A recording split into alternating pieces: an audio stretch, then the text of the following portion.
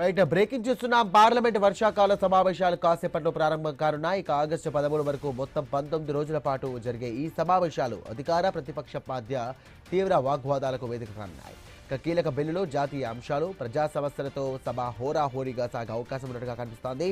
ఇక ఈ సమావేశాలు కేంద్ర ప్రభుత్వం కీలక బిల్లులను కూడా ప్రవేశపెట్టే అవకాశం ఉంది. ముఖ్యంగా డీలిమిటేషన్కు సంబంధించినటువంటి బిల్లు, మహిళా రిజర్వేషన్ బిల్లుకు సంబంధించి అవసరమైన చట్టపరమైన ప్రక్రియపై ప్రభుత్వం ముందుకు వెళ్లే ఛాన్స్ ఉన్నట్టుగా తెలుస్తోంది. ఇక రాజకీయ వర్గాల్లో తీవ్ర చర్చ కూడా సాగుతోంది.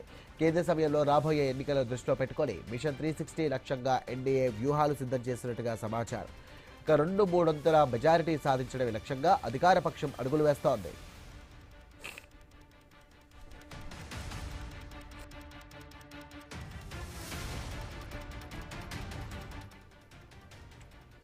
మరోవైపు కేంద్ర ప్రభుత్వాన్ని ఇరుకున పెట్టేందుకు ఇండియా కూటమి కూడా పూర్తి స్థాయిలో సిద్ధమైంది. అయోధ్యలో ఆలయ విరాళాల చోరీ ఆరోపణలు, అలాగే నీటి ప్రశ్నాపత్రం లీక్ వ్యవహారం, అంతర్జాతీయంగా ముడిచమురు ధరల ప్రభావం, ఇక దేశంలో పెరుగుతున్నటువంటి నిత్యావసర వస్తువుల ధరలు, అలాగే సరుకు సంబంధించినటువంటి అంశాలను ఇక పార్లమెంట్లో ప్రధానంగా లేవనెత్తాలంటూ ప్రతిపక్షం నిర్ణయించింది.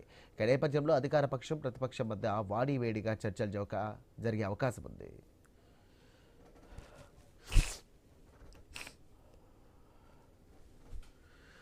ఇక పార్లమెంట్ వర్షాకాల సమావేశాలు కాసేపట్లో ప్రారంభం కానున్నాయి. ఆగస్టు 13 వరకు మొత్తం 19 రోజుల పాటు జరిగే ఈ సమావేశాలు అధికార ప్రతిపక్షాల మధ్య తీవ్ర వాగ్వాదాలకు వేదిక కానున్నాయి. ఇక కీలక బిల్లులు, జాతీయ అంశాలు, ప్రజా సమస్యలతో సభ హోరాహోరీగా సాగే అవకాశం ఉన్నట్టుగా కనిపిస్తోంది. ఈ సమావేశాల్లో కేంద్ర ప్రభుత్వం పలు కీలక బిల్లులు ప్రవేశపెట్టే అవకాశం ఉంది. ముఖ్యంగా డీలిమిటేషన్కు సంబంధించినటువంటి బిల్లు, మహిళా రిజర్వేషన్ అమలుకు అవసరమైన చట్టపరమైన ప్రక్రియపై ప్రభుత్వం ముందుకు వెళ్లే ఛాన్స్ ఉన్నట్టుగా తెలుస్తోంది. ఇదే అంశానికి సంబంధించి రాజకీయాల్లో తీవ్ర చర్చ కూడా సాగుతోంది. ఇక ఈ సమయంలో రాబోయే ఎన్నికలను దృష్టిలో పెట్టుకుని మిషన్ 360 లక్ష్యంగా ఎన్డీఏ వ్యూహాలు సిద్ధం చేస్తున్నట్టుగా సమాచారం. 2/3 మెజారిటీ సాధించడమే లక్ష్యంగా అధికార పక్షం అడుగులు వేస్తోంది.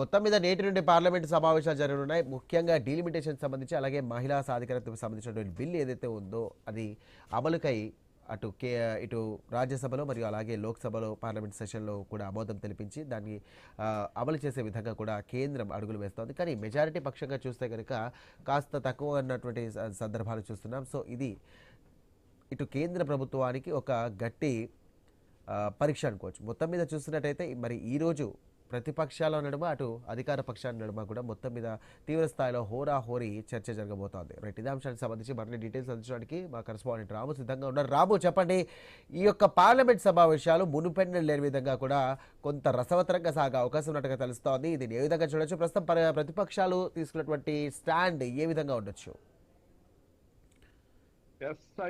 దేశ రాజకీయాలను ప్రభావితం చేసే వర్షాకాలపు పార్లమెంటు సమావేశాలు ఈ రోజు నుంచి అయితే ప్రారంభం కానున్నవి. అయితే ఈ సమావేశాలు దేశ రాజకీయాలను ప్రభావితం చేసే అంశాలు కూడా ఈ సమావేశాల్లో ఉండబోతున్నవి. ముఖ్యంగా చూసుకుంటే గత కొన్ని రోజులుగా ఏదైతే నీట్ 2026 పేపర్ లీకేజీ సంబంధించి వాంగ్చుక్ చేపట్టిన నిరవధిక నిరాహార దీక్ష భగ్నం చేయడం, తర్వాత కాక్రోచ్ పార్టీ ఏదైతే చెలో పార్లమెంటరీ పిలుపు ఇవ్వడం, ఈ రోజు నుంచే పార్లమెంటరీ సమావేశాలు ప్రారంభం కావడం, ఢిల్లీ పార్లమెంటరీ పరిసర ప్రాంతాలు, అదేవిధంగా జంతర్ మంతర్ వద్ద కూడా ఉధృత వాతావరణం నెలకొందని చెప్పుకోవచ్చు. ఇప్పటికే భారీ భద్రతా నడుమున పార్లమెంట్ ఆవరణలోన 144 సెక్షన్ కూడా అమల్లో ఉంది. అయితే ఈ నేపథ్యంలో ఎవరిని కూడా అనుమానితులను ఎవరిని కూడా లోపలికి ప్రవేశించే అవకాశాలు లేదు. 4 అంచెల భద్రతను కూడా ఏర్పాటు చేసిన పరిస్థితి కనిపిస్తుంది. అయితే ఈ రోజు ఉదయం 11 గంటలకి ప్రారంభమయ్యే పార్లమెంటు వర్షాకాల సమావేశాలకు సంబంధించి ముఖ్యంగా ఈ రోజు సంబంధించి చూసుకుంటే ఆదాయ పన్ను సవరణ బిల్లు, అదేవిధంగా జనన మరణ సవరణ బిల్లు, అంతేకాకుండా ఎంఎస్ఎం సవరణ బిల్లు, సుప్రీంకోర్టు జడ్జిలను సంఖ్యను పెంపే బిల్లుకు సంబంధించి కీలకమైన అంశాలు ఈ రోజు ప్రవేశపెట్టే అవకాశాలు అయితే కనిపిస్తున్నవి. అయితే డీలిమిటేషన్ సంబంధించి, అదేవిధంగా మహిళా రిజర్వేషన్ బిల్లుకు సంబంధించి ఈ రోజు పెట్టే అవకాశాలు అయితే లేకపోవచ్చు. ఈ తర్వాత రేపు కానీ ఎల్లుండి కానీ పెట్టే అవకాశాలు అయితే కనిపిస్తున్నవి. అయితే ఇప్పటికే ఎన్డీఏకి సంబంధించి 340కి పైగా అయితే బలం అయితే ఉండడం జరిగింది. అయితే సాధారణ బిల్లులకు సంబంధించి అయితే ఈ యొక్క మెజారిటీ అయితే సరిపోతుంది. అయితే రాజ్యాంగాన్ని మార్చే బిల్లులకు సంబంధించి ఏదైతే డీలిమిటేషన్ కావచ్చు, మహిళా బిల్లు కావచ్చు, దానికి సంబంధించి అయితే 1/3 మెజార్టీ అయితే కావాల్సినటువంటి ఇప్పటికే వ్యూహాత్మకంగా ఎన్డీఏ కూటమి అయితే నడుస్తుంది అనుకోవచ్చు. ఎందుకంటే ఇప్పటికే టీఎంసీకి సంబంధించి మద్దతు ఉంది, ఆమ్ ఆద్మీ నుంచి కూడా ఏదైతే కొంతమంది తిరుగుబాటు ఎంపీలకు సంబంధించి వారి మద్దతు ఉంది, ఇంకా డిఎంకే కూడా బీజేపీకి మద్దతు ఇచ్చే పరిస్థితి ఉంటుంది, లేదంటే స్తబ్దంగా ఉండే పరిస్థితి కనిపిస్తుంది. ఇక తెలుగు రాష్ట్రాలకు సంబంధించి చూసుకుంటే వైసీపీ కూడా బీజేపీకి మద్దతు ఇచ్చే అవకాశాలు అయితే కనిపిస్తున్నవి. ఈ నేపథ్యంలో ఈ రోజు ప్రారంభమయ్యే ఈ యొక్క వర్షాకాలపు సమావేశాలకు సంబంధించి అయితే కొంత టెన్షన్ వాతావరణంలో అయితే ప్రారంభమయ్యే అవకాశాలు ఉన్నాయి. అటు ప్రతిపక్ష పార్టీలు కూడా కాంగ్రెస్, ఇండియా కూటమి కూడా వ్యూహాత్మకంగా వెళ్తున్న పరిస్థితి కనిపిస్తుంది. గత కొన్ని రోజులుగా ఏదైతే నీట్ ఎగ్జామ్ సంబంధించి కావచ్చు, ఇతర అంశాలకు సంబంధించి కూడా గట్టిగా నిలదీసే పరిస్థితి అయితే కనిపిస్తుంది. ముఖ్యంగా అయోధ్య రామ మందిరం సంబంధించి, ఎందుకంటే బీజేపీకి సంబంధించి అయోధ్య రామ మందిరం అనేది ఒక ప్రెస్టీజియస్ ప్రాజెక్ట్ గా మనం చెప్పుకోవచ్చు. అంటే ఈ రామ మందిరం అనేది బీజేపీ ఎలాంటి పరిస్థితుల్లో నిర్మించింది, దేశ ప్రజలని ఒక విధంగా బీజేపీ రామ మందిరం అనేది బీజేపీకి ఒక పాజిటివ్ 2024 ఎన్నికలకు సంబంధించి ఒక పాజిటివ్ అంశంగా కూడా తీసుకోవచ్చు.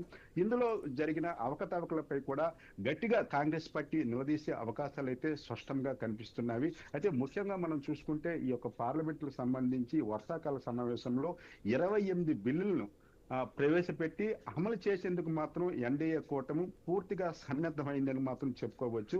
మరి ఈ నేపథ్యంలో ప్రతిపక్షాలకు సంబంధించి నీట్ ఎగ్జామ్ పేపర్ లీకేజ్ సంబంధించి ఒక అంశం అయితే, అయోధ్య రామ మందిరం సంబంధించి ఇంకొక అంశం.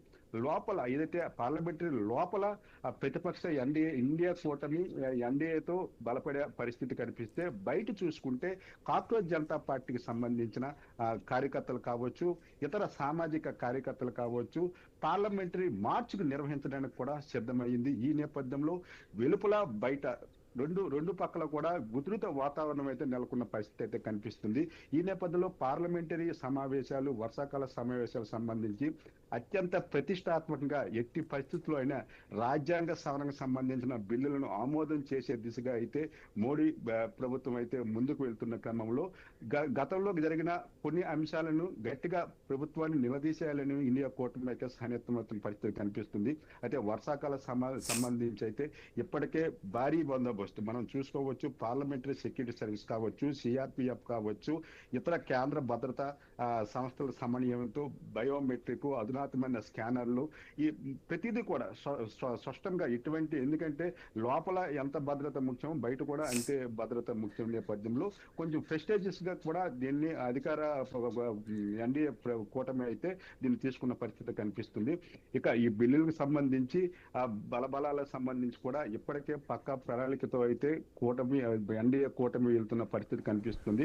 రాబో ఒక విధంగా చూసినట్లయితే ముఖ్యంగా కేంద్ర ప్రభుత్వానికి 4 గడ్డు పరిస్థితులు ఉన్నాయి. ఒకటి అయోధ్య రామ విరాళాలకు సంబంధించినటువంటి కేసు విషయం ఒకటి, సర్ ప్రక్రియ ఒకటి, ఇటు డీలిమిటేషన్ సంబంధించి కూడా, ఇటు మహిళా రిజర్వేషన్ సంబంధించి కూడా, అలాగే కేంద్ర ప్రభుత్వం అమలు చేసినటువంటి అంశాలు కానివ్వండి, లేకపోతే పథకాలకు సంబంధించి, అలాగే వీబీజీ రామ్జీ ఒక పథకానికి సంబంధించి కూడా దేశవ్యాప్తంగా అమలు చేద్దామని చెప్పి ఒక ప్లాన్ చేస్తున్నారు. సో ఈ 5 సంబంధించినటువంటి కీలకమైనటువంటి అంశాల మీద చర్చ జరుగుతుందని చెప్పేసి ప్రచారం జరుగుతుంది. ఎంతవరకు వాస్తవం అనుకోవచ్చు? ఇప్పుడు మనం అనుకున్నట్టు ఏదైతే ఈ ఇంపార్టెంట్ రాజ్యాంగ పరంగా కొన్ని బిల్లులు పాస్ చేయాలంటే 1/3 మెజార్టీ అయినా ఉండాలి. గతంలో మనం చూసాం, డీలిమిటేషన్ కావచ్చు, మహిళా బిల్లు కావచ్చు, పార్లమెంటులో ఈగిపోయిన పరిస్థితి ఉంది. ఈ నేపథ్యంలో ఈసారి ఎందుకంటే పక్కా ప్రణాళిక ఆఫ్టర్ ఏదైతే వెస్ట్ బెంగాల్ ఎన్నికల తర్వాత పూర్తిగా సమీకరణాలు మారాయి, బీజేపీ బలం కూడా పెరిగిన పరిస్థితి. ఈ నేపథ్యంలో బిల్లులు ప్రవేశపెట్టడానికి ఎన్డీఏ కూటమి సిద్ధంగా ఉన్నప్పుడు కూడాను దాన్ని వాకౌట్ చేయడానికి ఇండియా కూటమి అయితే ఒక పక్క ప్రణాళికతో ఈ రోజు పార్లమెంటరీ వర్షాకాల సమావేశంలో పార్టిసిపేట్ చేసే పరిస్థితి కనిపిస్తుంది. ఎందుకంటే సభ అయితే సజావుగా జరిగే పరిస్థితి అయితే కనిపించట్లేదు. ఎందుకంటే ముఖ్యమైన అంశాలు మీరు చెప్పిన అయోధ్య రామ మందిరం అంశం అనేది చాలా సెన్సిటివ్ అంశం. ఎందుకంటే కోట్ల మంది హిందువుల మనోభావాలతో ముడిపడిన అంశం. దీనిని ఎందుకంటే బీజేపీ పార్టీ అనేసరికి హిందూ పార్టీగా తన భుజాన్న వేసుకొని వెళ్తున్న పరిస్థితి కనిపిస్తుంది గత 3 పర్యాయాలు కూడా. మరి ఈ నేపథ్యంలో అంతటి ప్రెస్టేజివి, అంత సెంటిమెంట్ తో ఉన్న రామ మందిరం సంబంధించి నిధుల దుర్వినియోగం ఇప్పటికే పలు అరెస్టులు కూడా జరిగిన పరిస్థితి కనిపిస్తుంది. దీనిపై కూడా చర్చ వాడివేడిగా జరిగే పరిస్థితి కనిపిస్తుంది. Sai right Ramu, thank you. బులెటిన్లో ఒక షార్ట్ బ్రేక్ తీసుకుందాం.